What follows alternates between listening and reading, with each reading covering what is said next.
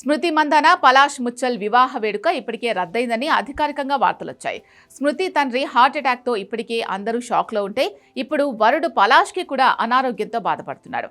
ఒకసారి హాస్పిటల్ నుంచి డిశ్చార్జ్ అయిన పలాష్ మళ్ళీ ఇప్పుడు మరోసారి హాస్పిటల్కు వెళ్లినట్లు వార్తలు వస్తున్నాయి. తాజాగా వచ్చిన సమాచారం ప్రకారం పలాష్ను మొదట మహారాష్ట్రలోని సాంగ్లీలో ఉన్న హాస్పిటల్కు తీసుకెళ్లారు. అంతా బాగానే ఉందని, టెస్టుల అనంతరం హోటల్కి కూడా వచ్చాడంటూ వార్తలొచ్చాయి. అయితే ఇప్పుడు అతన్ని ముంబైలోని హాస్పిటల్కు తరలించినట్లు చెప్తున్నారు. నేషనల్ మీడియా కథనాల మేరకు పలాష్ వరుస కచేరీలు, పెళ్లి ఏర్పాట్లతో బాగా అలసిపోయి ఒత్తిడి పెరిగి శారీరకంగా బలహీనపడ్డాడు. దాంతోనే ఆరోగ్య సమస్యలు వచ్చినట్టు తెలుస్తోంది.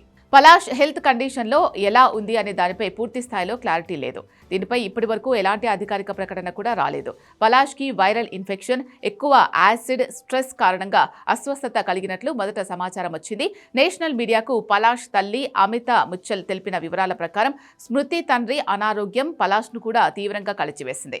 శ్రీనివాస్ మందనాతో పలాష్ ఎంతో ఆప్యాయంగా ఉండేవాడు. దాంతో ఆయన ఆరోగ్యం క్షీణించింది అన్న విషయం తెలుసుకున్న వెంటనే పెళ్లి ముందుకు జరపకూడదని మొదట నిర్ణయించింది పలాషే అని చెప్పారు.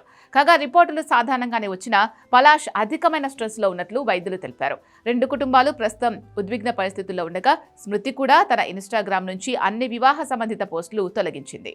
స్మృతి మందాన పలాష్ ముచ్చల్ 2019 నుంచి డేటింగ్లో ఉన్నారు. 5 ఏళ్ల తర్వాత 2024 జూలైలో తమ సంబంధాన్ని పబ్లిక్ చేశారు. డివై పాటిల్ స్టేడియంలో పలాష్ చేసిన ప్రపోజల్ వీడియో అప్పట్లో వైరల్ అయింది.